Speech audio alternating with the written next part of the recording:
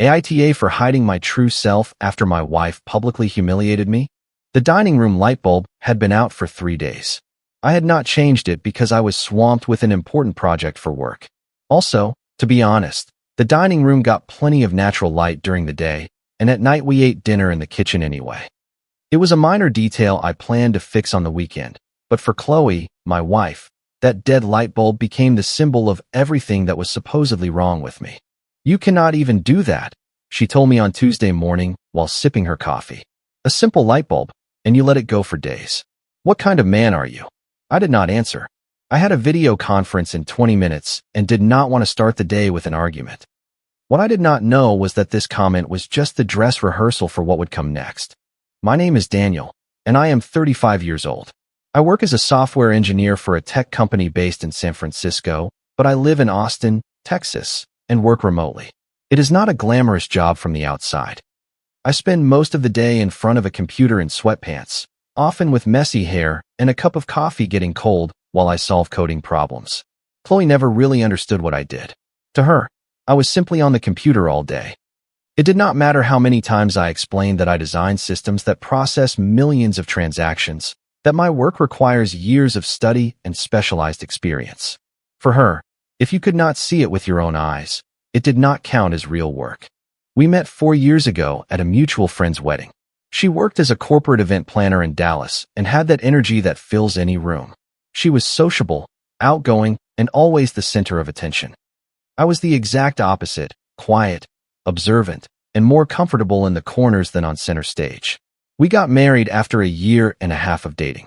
We had a medium-sized wedding at a winery in the Texas Hill Country with 120 guests and music by a local band. I paid for most of it because her family, according to her, was going through a tough time financially. I did not mind. I was in love. The first few months were good. We bought a condo in a quiet neighborhood in South Austin. We furnished it together. We built routines like quiet breakfasts on Sundays, binge-watching shows at night, and walks through Zilker Park on weekends. It was the life I had always imagined having with someone. But little by little, the cracks started to appear. Chloe began to compare our condo with her friends' places, my car with her brothers-in-law's cars, and my job with her co-workers' husbands' jobs. And always, invariably, I ended up on the losing end of those comparisons. My friend Ashley's husband just bought a house in Westlake Hills. She told me one night while we were having dinner. "They have a pool and everything. When are we going to be able to do something like that?" "We can buy a house whenever you want," I answered calmly. "Just tell me what area you like, and we will start looking." She went quiet, as if my answer had confused her. I think she expected me to complain about money to give her an excuse to keep criticizing. My willingness to buy a house did not fit into the narrative she had built about me. Another time, while we were driving through an upscale part of Dallas to visit a friend of hers, she saw a Porsche parked outside a restaurant. "Do you see that car?" she said, pointing at it. "My co-worker's husband has the exact same one. Imagine pulling up to a place in something like that." My car was a 5-year-old Honda Accord, perfectly functional, well-maintained, and paid for in cash. But for Chloe, it was evidence of my supposed failure. "Do you want a Porsche?" I asked her. "That is not the point," she replied, irritated. "The point is that some men know how to get ahead." What Chloe did not understand, and what I never felt the need to explain, was that my job paid considerably better than she imagined. Much better. The problem was that I did not live like I earned what I earned. I did not have a luxury car, I did not wear designer clothes, and I did not show off expensive watches. I lived modestly because that is what my parents had taught me. True wealth does not need to be advertised. My father used to tell me when I was a kid. Those who shout about what they have usually have less than they appear to. My father had built a successful logistics company over 30 years. He drove a 20-year-old Ford truck and lived in the same house where I grew up, but he had properties, investments, and savings that no one would suspect just by looking at his lifestyle. I had followed that philosophy my whole life. I invested most of what I earned. I had a diversified portfolio, stock in my company, and rental properties, but none of that was visible from the outside. And apparently, that was a problem for Chloe. The dinner that changed everything was on a Sunday in April. Chloe's parents were celebrating their 35th wedding anniversary. The whole family was gathered at their house in Plano, a suburb of Dallas. Her siblings with their spouses, some aunts and uncles, cousins, and the grandmother who always looked at me like I was a stranger who had crashed the party were all there. I had gone in good faith. I brought 2 bottles of wine from Napa that cost more than anyone at that table would suspect, because that is how I am. I do things right, even if no one notices. I also brought a floral arrangement for my mother-in-law and a history book that I knew my father-in-law was interested in. They were small details that I thought would be appreciated. My in-laws' house was large and well-decorated. Brandon, Chloe's brother, had helped remodel it the year before and never missed a chance to remind everyone about it. Every time someone mentioned something about the house, he chimed in with some comment about how he had installed this or built that. The problem started during dessert. We were all sitting around the dining room table eating a cheesecake my mother-in-law had made. Brandon was talking for the 3rd time that night about a remodel he had done on his own house. He had changed the floors, installed a new lighting system, and built a deck with his own bare hands. "Real men know how to make things," her dad said, looking at me out of the corner of his eye with an expression that was not hard to interpret. "Not just sit in front of a computer all day." Chloe let out a laugh. It was not an awkward laugh from someone who does not know how to react, but an agreeing laugh. "Oh, Dad, do not start," she said. But her tone was not defensive. It was complicit. "It is the truth," her dad continued, now looking directly at me. "Brandon here could build a whole house if he wanted to. And Daniel, what can he do?" Everyone at the table looked at me, waiting for my answer. I just smiled slightly and took a sip from my glass of wine. I was not going to take the bait.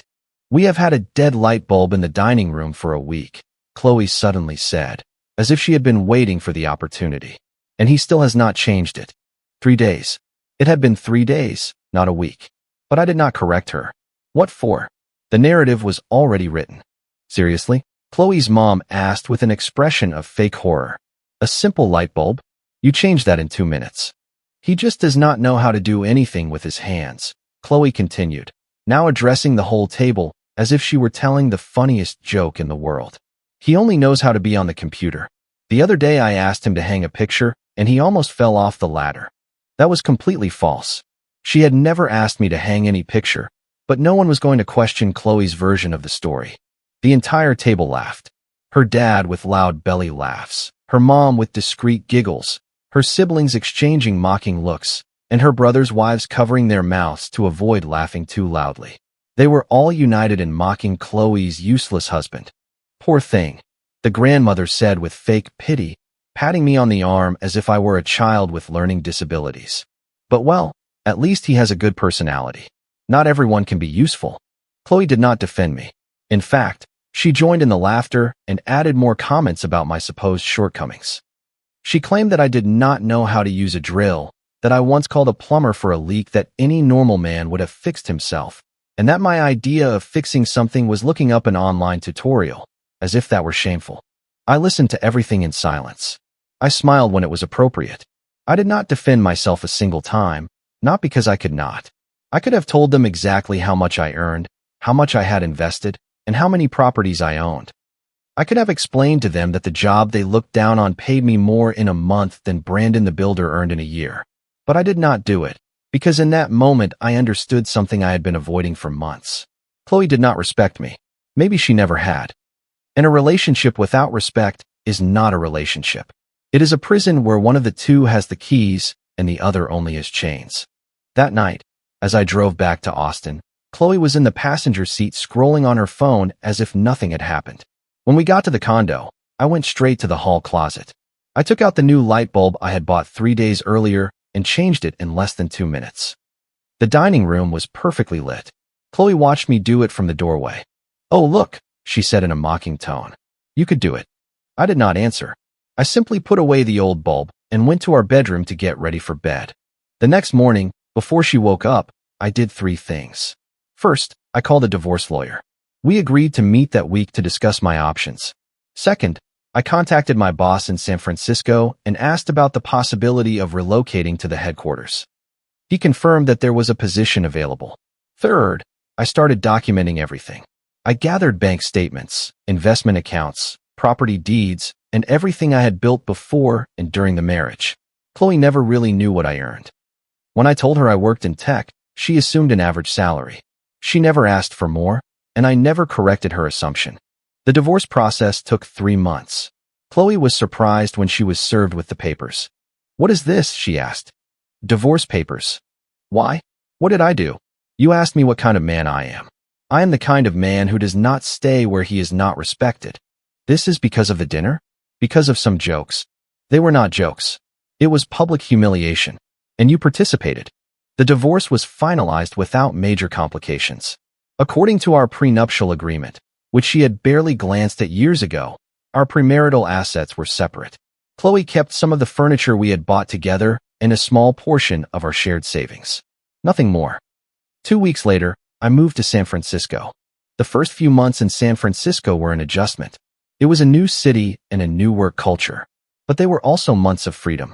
Without Chloe criticizing every decision, and without her family judging every aspect of my life, I could finally breathe and be myself. My career took off in ways I did not expect. The position I accepted turned out to be strategically important for the company's new market expansion.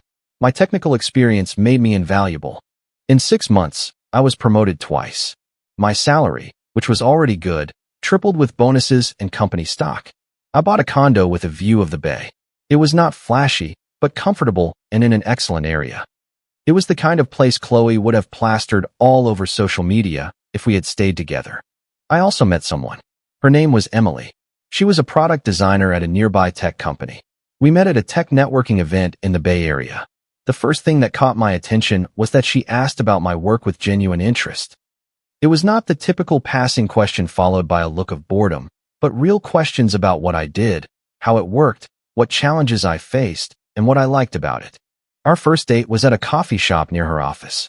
We talked for 4 hours about everything, including technology, family, values, and what we were looking for in life.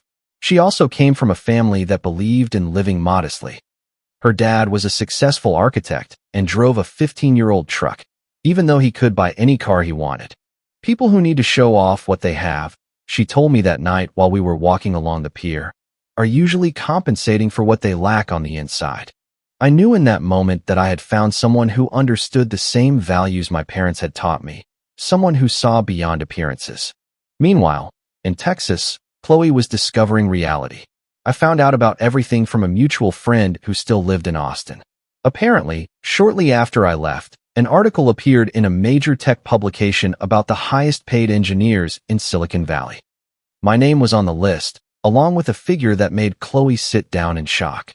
Later, another article on a finance blog mentioned an investment I had made years prior in an artificial intelligence startup.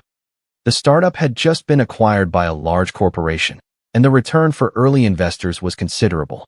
My name appeared among the beneficiaries. Chloe called our mutual friend desperately, asking if it was true. He confirmed to her what she had never bothered to find out during our marriage.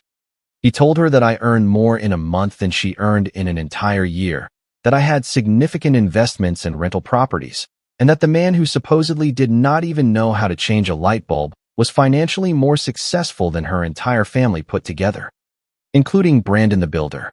The calls started a week after the articles were published. First, they were polite text messages. "Daniel, I would like for us to talk. I think there were misunderstandings between us. We could meet up." Then they became more direct. "I made a terrible mistake. I should not have allowed my family to treat you like that. I miss you."